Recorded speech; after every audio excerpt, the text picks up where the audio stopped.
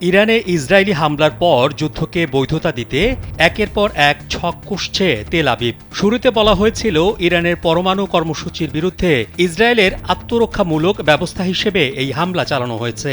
পরে যুক্তরাষ্ট্রের সহায়তায় দাবি করা হয় ইরানের ইসলামিক শাসন ব্যবস্থাকে উচ্ছেদ করাই ছিল হামলার উদ্দেশ্য।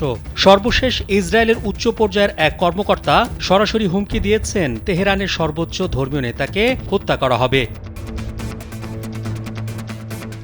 এই উত্তপ্ত ও বিপজ্জনক রাজনৈতিক প্রেক্ষাপটে এখন প্রশ্ন উঠেছে, ইসরায়েল কি আল আকসা মসজিদে হামলা চালিয়ে তার দায় ইরানের ঘাড়ে চাপিয়ে দিতে চায়?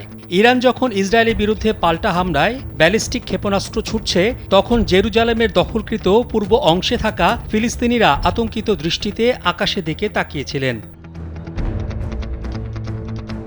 স্যান্ডেলিনা সো, রূপচর্চায় আভিজাত্য। ফরেন অ্যাফেয়ার্সের নিবন্ধ ইরানি হতে পারে মধ্যপ্রাচ্যে ভারসাম্যের চাবিকাঠি। মিসাইলগুলো সরাসরি তাদের দিকে না গেলেও তা ছিল যথেষ্ট কাছাকাছি। এই পটভূমিতে নতুন করে সামনে এসেছে বহু পুরনো এক সন্দেহ। আল আকসা কি হতে যাচ্ছে আরেকটি ফলস ফ্ল্যাগ অপারেশনের লক্ষ্যবস্তু? তুরস্কের বিশিষ্ট রাজনৈতিক বিশ্লেষক জাহিদে তুবা কোর সতর্ক করে বলেছেন, এই মুহূর্তটি ইসরায়েলের জন্য অত্যন্ত সুবিধাজনক। তারা চাইলে মোসাদের মাধ্যমে এমন একটি হামলা ঘটাতে পারে যাতে দোষ চাপানো যায় ইরানের ঘাড়ে। তিনি আরও বলেন, ২০২৩ সালের অক্টোবর থেকে ইসরায়েলি নেতাদের বক্তব্যে বাইবেলীয় ভাষ্য এবং ধর্মীয় উন্মাদনা যেভাবে জায়গা করে নিচ্ছে, তাতে বোঝা যায় গাজার অভিযানের পেছনে রাজনৈতিক নয়, বরং ধর্মীয় ও মতাদর্শিক উদ্দেশ্য রয়েছে।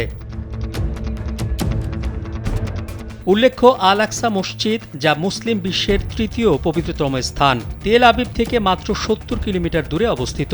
সামরিক দৃষ্টিকোণ থেকে এ দূরত্বকে খুবই ঝুঁকিপূর্ণ মনে করেন বিশেষজ্ঞরা। তাদের মতে, যুদ্ধের কুয়াশায় ঢাকা এমন সময় একটি হামলা হতে পারে ইসরায়েলের বহুদিনের পরিকল্পনার অংশ।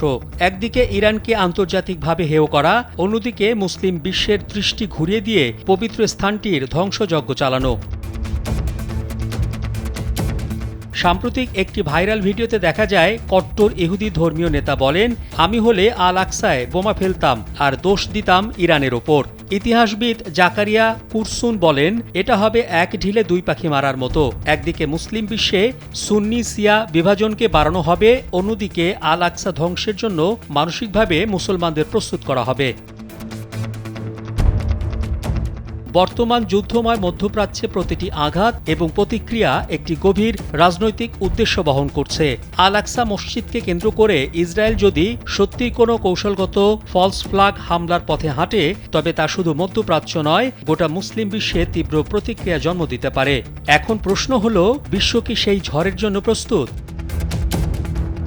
মোহাম্মদ শাহাবুদ্দিন মাহতাব, কালবেলা।